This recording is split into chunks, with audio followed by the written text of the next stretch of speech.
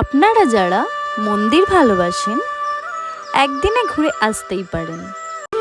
অপূর্ব একটি জায়গা, অপূর্ব সুন্দর একটি জায়গা, তোমাদের অবশ্যই ভালো লাগবে। প্রথমেই বলি কিভাবে আসবেন। দমদম থেকে মেট্রো করে নামতে হবে গিরিশ পার্ক।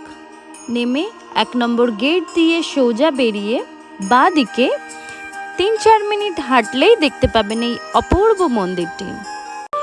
মন্দিরের বাইরেই ফুল, মালা, তুলসী গাছ, তুলসীর মালা, পুজোর সামগ্রীর অনেক দোকান আছে। পুজো দিতে চাইলে এখানে সব পেয়ে যাবেন। আমি গিয়েছিলাম তখন বিকেল 4টে। বিকেল 4টেতে তখন দরজা খুলে গেছিল মন্দিরের। বিনামূল্যে মন্দিরের গেটের পাশে জুতো রাখতে পারবেন। প্রতিদিন সকালে 5:30 থেকে 11টা ও বিকেল 4টে থেকে রাত 8:30 অবধি মন্দির খোলা থাকে। এই হলো বৈকুণ্ঠনাথ মন্দির বা বৈকুণ্ঠ ধাম। গৌড়পুরাম বা দক্ষিণে স্থাপত্য শৈলীতে তৈরি মন্দিরের যে কাজগুলো সেগুলো অপূর্ব সুন্দর। সাদা শ্বেত পাথরের তৈরি গোটা মন্দিরটা। স্থানীয় লোকেরা, মন্দিরের আশেপাশের লোকেরা অবশ্যই জানেন এই মন্দিরটির কথাটা।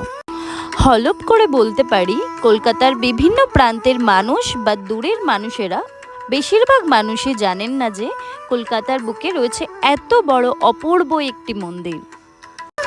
এই মন্দিরটি দক্ষিণ ভারতের স্টাইলের মন্দিরটি। এখানে পুজো দক্ষিণ ভারতের স্টাইলেই হয়। একটি দিনে ঘুরে আসতেই পারেন, খুব ভালো লাগবে আপনাদের। মন্দিরটি তৈরি হয়েছে নিখুঁত নকশা দিয়ে। এত অপূর্ব দেখতে লাগছিল মন্দিরটি, আপনারা না দেখলে বুঝতেই পারবেন না।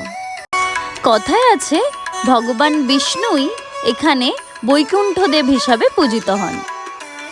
পুজোও হয় এখানে দক্ষিণ ভারতীয় মতে, পূজারীরাও দক্ষিণ ভারতীয়। মন্দিরের গর্ভগৃহে বৈকুণ্ঠদেব, ভূদেবী, শ্রীদেবী, লক্ষ্মী মাতা বিরাজ করছেন নিজ নিজ স্থানে।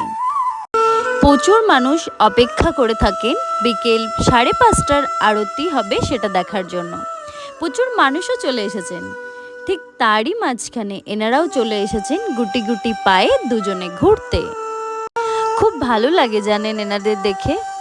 এখনকার ছেড়ে যাওয়ার দিনে এনারা এইভাবে একসাথে পথ চলে এখনো।